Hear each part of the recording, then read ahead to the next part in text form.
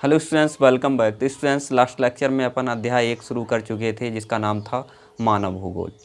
तो उसका पार्ट 1 आपने पढ़ ही लिया होगा, नहीं पढ़ा तो उसका लिंक आपको नीचे डिस्क्रिप्शन बॉक्स में मिल जाएगा, वहाँ से आप पढ़ सकते हैं।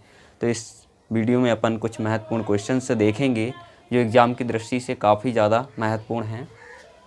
तो पहला हमारा क्वेश्चन है, प्रकृति का मानवीकरण से आप क्या समझते हैं? इस तरह से क्वेश्चन पूछा जाएगा, ठीक है। तो मैंने सिर्फ हेडिंग डाल करके यहाँ पे लिखा है प्रकृति का मानवीकरण, ठीक है। समय के साथ साथ मानव पर्यावरण और प्रकृति को समझने लगा, ठीक है। शुरू में मनुष्य क्या था? बिल्कुल अबोध था, उसे पर्यावरण का और प्रकृति का कोई ज्ञान नहीं था। मतलब उसका दिमाग जो था वो विकसित अवस्था में नहीं था, ठीक है। वो संसाधनों के लिए प्रकृति पर निर्भर रहता था, ठीक है।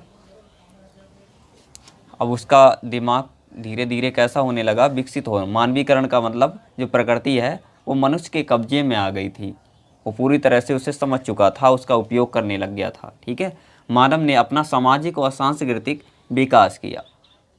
फिर मानव ने बेहतर प्रौद्योगिकी का विकास किया, यानी कि टेक्नोलॉजी का बेहतर विकास किया, ठीक है। नई नई मशीनें, कारखाने बनाए, ठीक है।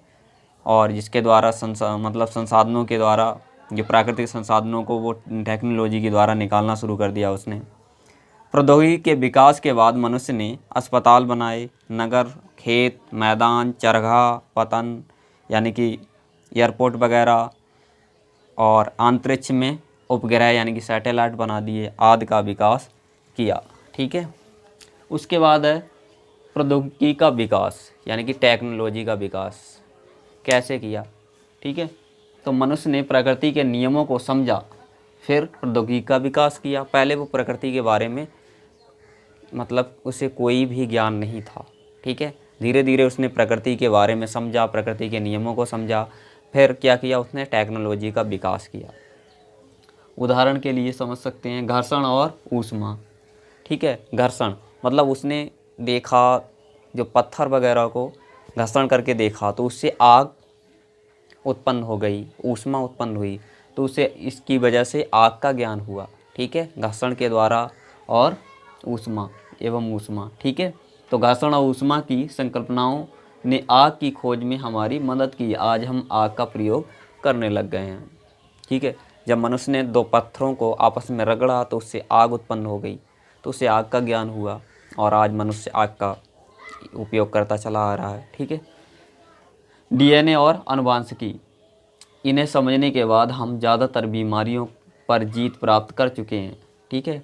डीएनए और आनुवंशिकी के द्वारा हम बीमारियों को समझने लगे हैं और बेहतर से बेहतर उसका इलाज करने लग गए हैं, ठीक है।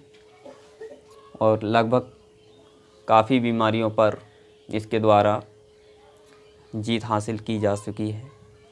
उसके बाद है वायु गति के नियम, जो गति के नियमों को समझा, जिससे हम क्या करें? तेज़ वाहन, जो तेज़ गति वाले वाहनों को बनाने में सहायता मिली है, ठीक है। अधिक तेज़ गति के वाहन बनाने के लिए हमें गति के नियमों को समझना पड़ता है ना। अगर गति के नियम ना समझे तो हमें कैसे पता चलेगा कि कौन सी जो बाइक बनाई है, कार बनाई है, वो कितनी गति से चल रही है ना।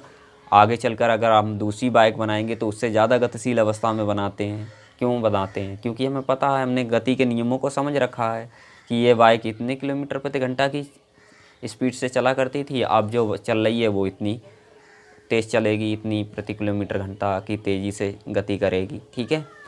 तो ये कैसे पता चला? जब हमने वायु और गति के नियमों को समझा, ठीक है। तो आई होप आपको ये वीडियो पसंद आया होगा। पसंद आया तो लाइक करें और सभी दोस्तों के साथ शेयर करना बिल्कुल ना भूलें। और चैनल पर फर्स्ट टाइम विजिट कर रहे हैं तो चैनल को सब्सक्राइब कर दें, साथ ही घंटे वाले आइकन को भी प्रेस कर दें, जिससे आने वाले वीडियो का नोटिफिकेशन आपको मिलता रहे बिल्कुल टाइम पर। Thanks watching for video.